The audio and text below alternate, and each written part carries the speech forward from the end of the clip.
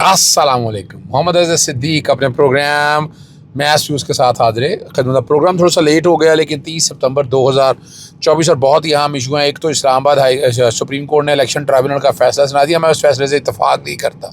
बहुत इबाम है, बहुत गलतियाँ हैं उसमें। नज़रसानी भी इंशाल्लाह उम्मीद है दायर की जाएगी। यह फैसला सलमान अकबर राजा साहब या बाकी लोग करेंगे, लेकिन वो नज़रसानी का केस बनता है। और दूसरा, जस्टिस मुनीब अख्तर ने नज़रसानी केस में जो समात में जो कुछ ख़त लिखा है, वो आज की जो हेयरिंग होंगी, हेयरिंग के बाद मैं आपके सामने वो मैं पोजीशन सारी सामने रख दूँगा। फिर इस्लामाबाद हाई कोर्ट के अंदर जेलों के मुतालिक क़याम या बाकी चीज़ों के ऊपर जो समात हुई, और वो सारी आपके सामने रख देता हूँ। कुछ और थोड़े मोटे इश्यूज़ हैं, उन पर गुफ्तगू होगी। सबसे पहले मैं आपको ले चलता हूँ जनाब इलेक्शन ट्राइब्यूनल के बारे में। लाहौर हाई कोर्ट का फैसला कलअदम करार दे दिया है, और 12 जून 2024 का फैसला कल जस्टिस काजी फ़ाइसा ने फैसला पढ़कर सुनाया। 5-0 से फैसला आया। जस्टिस जमाल मंदखर, जस्टिस अकील अब्बासी का इजाफी नोट भी उसमें शामिल है। इलेक्शन कमीशन ने इस्तदा की कि इलेक्शन ट्राइब्यूनल की तश्कील इलेक्शन कमीशन का इख्तियार है। हाई कोर्ट इलेक्शन कमीशन के इख्तियारात इस्तेमाल नहीं कर सकती, ये कहना है उनका। और मुलाकात ना होना मद्देनज़र नहीं रखा गया। अगर मुलाकात ना होना मद्देनज़र रखना तो ऐसा फैसला ना किया जाता। अगर तनाज़ा जब आइनी इदारे से मुताल्लिक़ हो तो मोहतात रवैया अपनाना चाहिए था। जैसे ऐसे ही गैर ज़रूरी तौर पर इलेक्शन ट्राइब्यूनल को ऐसे अहमियत देते हैं जैसे क्या है। और ये भी कहा है कि लाहौर से हाई कोर्ट का सिंगल बेंच का फैसला बतौर अदालती नज़ीर पेश भी नहीं किया जा सकता। बामी रजामंदी शामिल होगी, और 4 जजों का जिसके बारे में फ़ैसला हो गया, किसी को पता भी नहीं था, लेकिन वो 4 जज सामने आए और डिसीजन हो गया। अब यहाँ उससे आगे आपको मैं लेके चलता हूँ। जो 63 वाला मामला है ना, वो बड़ा इंटरेस्टिंग आ गया। जस्टिस मुनीब अख्तर ने मास्टर शॉक खेला है, और लार्जर बेंच में ढाक जज जस्टिस बजर आलम मियां खान को शामिल किया गया। 19 जुलाई की जजेस कमेटी में ढाक जज के अमूर तय कर लिए गए थे। ये दुरुस्त है कि जस्टिस बजर आलम मियां खान बेंच में शामिल थे, आइन के आर्टिकल 182 के खिलाफ है। 63 नज़रसानी के ये तश्कील बेंच में मौजूद हालात में शमूल से माजरत करता हूँ। मेरी माजरत को केस होने से इनकार ना समझा जाए। मेरा ख़त 63 नज़रसानी केस की फ़ाइल का हिस्सा बनाया जाए। बेंच में अदम मौजूदगी को गलत मतलब ना समझा जाए। तफसीलात वो सारी सामने कर दी हैं। आइनी सवालात उठाएँ। सीनियर जज मोस्ट जज को ख़त लिखा। जस्टिस चीफ जस्टिस ने अपने ख़त में आइनी सवालात का जवाब नहीं दिया। अफसोस है कि चीफ जस्टिस के ख़त पर एक मुहिम चल निकली है, और ये देखें बड़ी मज़ेदार बातें जो बताई हैं ना, ये ज़रा समझने वाली बात है। आप समझ सकेंगे। उम्मीद है कि आप लोगों को बड़ी क्लैरिटी के साथ चीज़ें भी समझ आ जानी चाहिए। जो है ख़त जो है वो बैग, और जो बड़ा कहा है कि जस्टिस मंसूर अली शाह के जवाबी ख़त पर ख़त खुद परस्ती का जो मजमूआ है, बताना चाह रहा है घटिया मुहिमबाजी है। ये तर्ज अमल जो जस्टिस का ये बदकिस्मती है।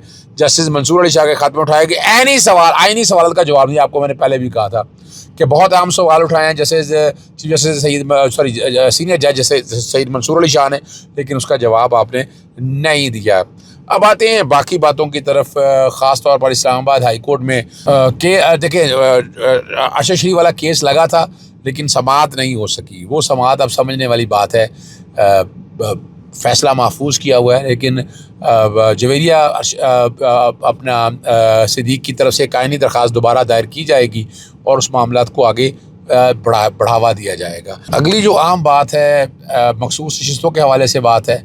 मखसूस नशिस्तों के हवाले से इस्लामाबाद हाई कोर्ट में मुतफ़र्रिक़ दरख्वास्त दायर की थी। एतराज़ लगाया उस पर कि दरख्वास्त काबिल समाअत नहीं सुप्रीम कोर्ट में। हालांकि सुप्रीम कोर्ट में तो मामला फ़ैसला दे चुका हुआ है, और यहाँ अगर सेक्शन 215 गैर आइनी डिक्लेयर हो जाता तो ये मामला ही ना होते, ये इलेक्शन सिंबल लेने का इख्तियार ही ना आता। ये बहुत अहम मामला था जो मैंने उठाया हुआ था, और ये पाकिस्तान तहरीक इंसाफ की तरफ से इस मामले को राइट टाइम पे उठाया नहीं गया, लेकिन जो कि मैंने उठाया हुआ था और मेरा आज भी पेंडिंग पड़ा है, इस पर एतराज़ दूर कर दिया और 10 तारीख के लिए रखा है कि अगर ये इसकी अहमियत आनी तौर पर फैसला करना है तो उस वक्त कहेगी। 187(2) के तहत मैंने कहा है कि इसका फैसला किया जाए, मखसूस रिश्तों के फैसलों पर अमल दरामद किया जाए।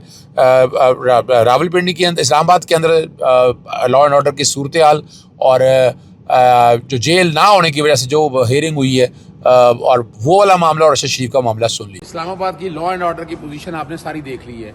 यहाँ पर चोरियाँ, डकैतियाँ, आपने रेप के केसेस, लोगों को घरों से उठा लेना, कोई पर्चा दर्ज ना होना, ये एक आइनी दरखास्त जुडिशल एक्टिविज्म पैनल की तरफ से दायर की थी। दूसरा जो बड़ा अहम मामला है, 2010 से इस्लामाबाद की अपनी जेल का हुक्म हुआ है, लेकिन अपनी जेल नहीं दी जा रही।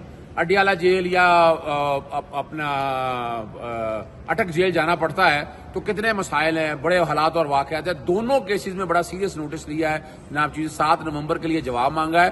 اور میں نے جو اسلام آباد کی جیل کے حوالے سے بات کی ہے نا, اس میں نے 2 پوائنٹ بڑے اہم اٹھائے ہیں. ایک تو ہے کہ سہولیات ساری فراہم کی جائیں, دوسرا جیل میں ٹرائل کے حوالے سے ماڈرن کوڈ بنائے جائیں, باقاعدہ ای کوڈ کا سسٹم ہو, وہاں سے حاضری کرانے کے لیے لوگوں کو آنا نہ جانا پڑے, باقی چیزوں میں نہ دیکھنا پڑے. تو یہ وہ ساری چیزیں ہیں. پھر اتنی کاسٹ آ رہی ہے اور کیوں جیل بنائی نہیں جا رہی ہے, اور وہ ساری صورتحال سامنے آنی چاہیے. اور دوسرا جو لا اینڈ آرڈر کے کانٹیکس میں ساتھ ہی ساتھ بات ہے, اسلام آباد پولیس پنجاب پولیس ہی بن چکی ہے. یعنی اسلام آباد کے شہریوں کو تحفظ نہیں ہے, اور وہی پولیٹیکل وکٹمائزیشن, سیاسی چیزوں کی طرف زیادہ الجھایا جا رہا ہے. ہمیں سیاست الجھ کے ایک طرف رکھ کے بنیادی حقوق کے تحفظ کے حوالے سے ہے. اور آج نوٹس جاری کر کے, باقاعدہ میں نے کہا یہ نوٹس جاری کر کے وقت بڑا لگائیں گے. دونوں سرکاری لا آفیسر یہاں پر موجود ہیں, انہیں کہ یہاں کا نوٹس سروس کرنے, عدالت نے دونوں کو بلایا, نوٹس سروس کروائے تاکہ 7 نومبر سے پہلے اس کا جواب داخل ہو جائے. بہت شکریہ. کیس کے بارے میں بتائیے کیا بنے. اچھا, ایک تو جویریہ نے ارشد شریف کے کیس میں فریق بننے کی درخواست دی تھی 5 اگست کو. وہ درخواست لگی نہیں, آج وہ درخواست مقرر ہوئی تھی, اور اس میں جوڈیشل کمیشن بنانے کے حوالے سے تھی کہ, اور یہ متاثرہ فریق ہے, اپنا ان کی بیوہ ہیں زوجہ محترمہ, اور اللہ تعالیٰ ان کو زندگی اور صحت دے, کیونکہ پریشر بہت تھا, لیکن یہ بہت کھڑی ہوئی ہیں. اور انہوں نے آپ کو پتہ ہے کینیا کوڈ کے حوالے سے آئی ہیں, اور اب انٹرنیشنل ریپرڈرز کے حوالے سے جو تفصیلات آئی ہیں وہ صرف آپ کے سامنے خود بتا دیں گی کہ حالات اور کیا ہیں. ابھی تک کچھ نہیں کر رہا, اور پاکستانی گورنمنٹ کوئی اس میں نہ انکوائری کر رہی ہے نہ انویسٹیگیشن کر رہی ہے. جو انکوائری اور انویسٹیگیشن ہونی چاہیے وہ تو ہو ہی نہیں رہی ہے. اور یہ میں چاہوں گا کہ جو بڑی حیران کن بات ہوئی کہ درخواست دائر کی تو آج درخواست لگ گئی, لیکن کورٹ میں بتایا گیا کہ اس کو ڈی لسٹ کر دیا گیا ہے, کہ اس پہ فیصلہ محفوظ ہو گیا ہے. پھر میں نے پیش ہو کے میں نے ریکویسٹ کی تھی, انہوں نے کہا تھا ٹائم ٹرن پہ دیکھیں گے. میں نے کہا یہ پھر اپنی طرف سے ایک انڈیپینڈنٹ پٹیشن دائر کر رہی ہیں. تو آج ایک ان کی طرف سے ایک انڈیپینڈنٹ پٹیشن بھی دائر مکمل ہو گئی ہے. کوشش ہوگی آج ہی دائر ہو, آج بایو میٹرک پر کرا لیں گی, ورنہ اس میں 3 ایشوز رکھیں گے. ایک تو پاکستان کے اندر جو کچھ ہوا وہ سارا آنا چاہیے, کیوں پاکستان چھوڑنا پڑا, پھر دبئی سے کیسے گئے, پھر کینیا کے اندر جو کچھ ہوا, کینیا کورٹ کا جو فیصلہ آ گیا اس پہ عمل درآمد. باقی میں تفصیلات بتاتا ہوں, پہلے جویریہ خود بات کر لیتی ہیں. جی السلام علیکم. ایکچولی آپ سب یہ جانتے ہیں کہ ارشد کے جو قتل میں 3 ممالک جو ہیں وہ انوالو ہیں, جس میں پاکستان اور UAE اور کینیا شامل ہے. کینیا تو اپنے طور پر جو ہے وہ کام کر رہا ہے, اور ان کے ہائی کورٹ نے جو ہے وہ میرے حق میں فیصلہ بھی دیا ہے, لیکن پاکستان میں اس زمن میں بالکل بھی کام نہیں ہو رہا. ہمارا جو کیس سپریم کورٹ میں ہے وہ بالکل جس طرح انڈر دا کارپٹ ہوتا ہے نا, اس کو لگایا ہی نہیں گیا جسٹس فائز عیسیٰ کے دور میں, اور جب لگایا گیا تو ہمیں یہ کہا گیا کہ غلطی سے لگ گیا ہے. اس کے بعد جو نیا بینچ تشکیل ہوا تو منتظر ہیں کہ کب اس کی جو ہے وہ سنوائی ہوگی.